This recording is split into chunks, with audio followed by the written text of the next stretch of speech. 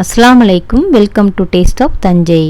இன்றைக்கி நம்ம grill chicken kuboos கூடலாம் சாப்பிட்ற ஹம்மூஸ் எப்படி செய்கிறதுன்னு பார்க்கலாம்.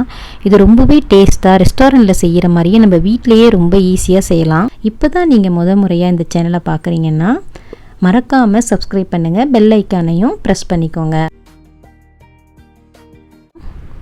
அதுக்கு தேவையான பொருட்கள்: 1 கப் அளவுக்கு வெள்ளை கொண்டக்கடலை எடுத்துக்கோங்க. அதை ஒரு தடவை நல்லா தண்ணி ஊற்றி கழுவிடுங்க.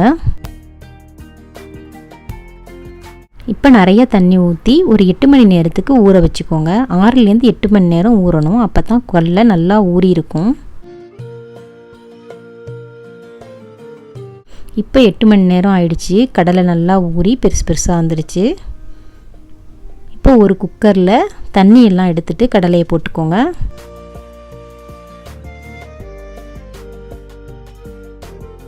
அது மூழ்கிற அளவுக்கு தண்ணி ஊற்றிக்கோங்க.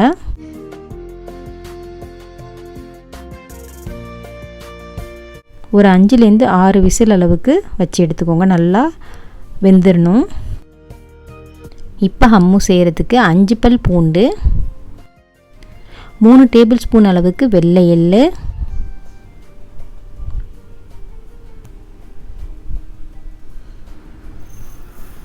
2 டேபிள் ஸ்பூன் அளவுக்கு லெமன் ஜூஸ் எடுத்திருக்கேன். புளிப்பான லெமன் ஜூஸாக இருந்தால் 2 டேபிள் ஸ்பூன் எடுத்துக்கோங்க. புளிப்பு இல்லைன்னா 3 டேபிள் ஸ்பூன் அளவுக்கு எடுத்துக்கோங்க.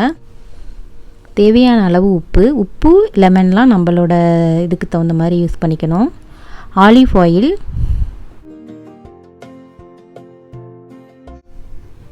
இப்போ 5 விசில் அளவுக்கு அடிச்சிருச்சு.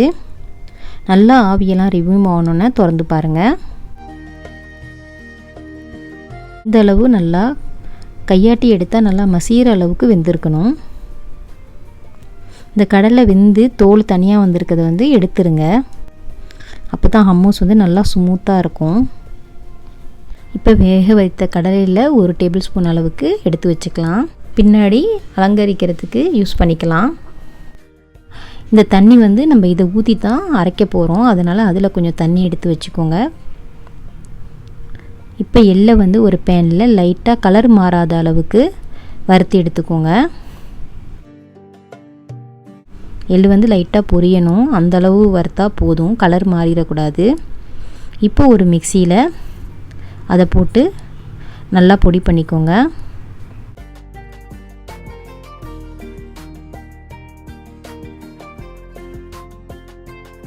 இப்போ பொடியாயிடுச்சு. இப்போ கொஞ்சம் ஆலிவ் ஆயிலும் ஊற்றி திருப்பியும் அரைச்சிக்கோங்க.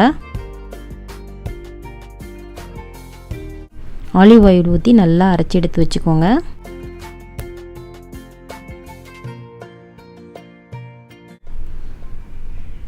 இப்போ ஒரு பெரிய மிக்சியில் பூண்டையும் அந்த அரைச்சி வச்ச எள்ளையும் போட்டு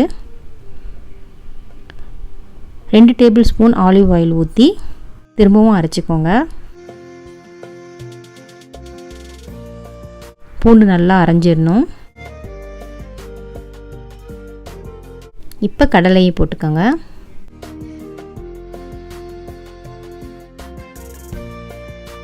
வேக வைத்த தண்ணியில் பாதி அளவு ஊற்றி அரைச்சிக்கோங்க.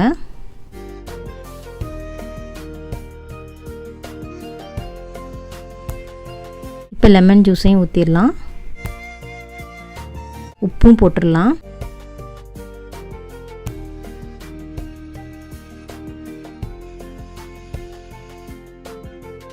இந்த அளவு க்ரீமியாக இருக்கணும். ரொம்ப திக்காக இருந்துச்சுன்னா அந்த தண்ணி மிச்ச தண்ணியும் ஊற்றி அரைச்சிக்கோங்க.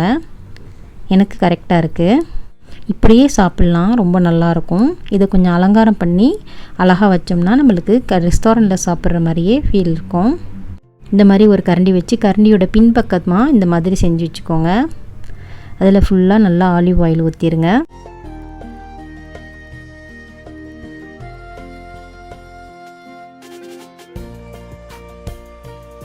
வேக வச்ச கடலையை மேலே போட்டுருங்க.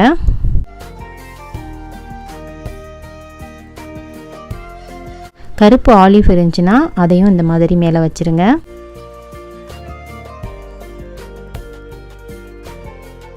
புதினா மல்லி ஏதாச்சும் ஒரு இலையை அது மேலே வச்சுருங்க. பெப்பரிக்காய் பவுட்ரு, இது மிளகாய் தூள் தான்.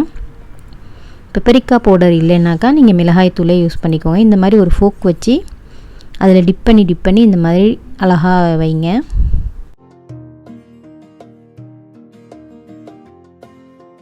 கடையில் வைக்கிற ஹம்மூஸ் மாதிரியே ரொம்ப பார்க்க அழகாக இருக்கும்.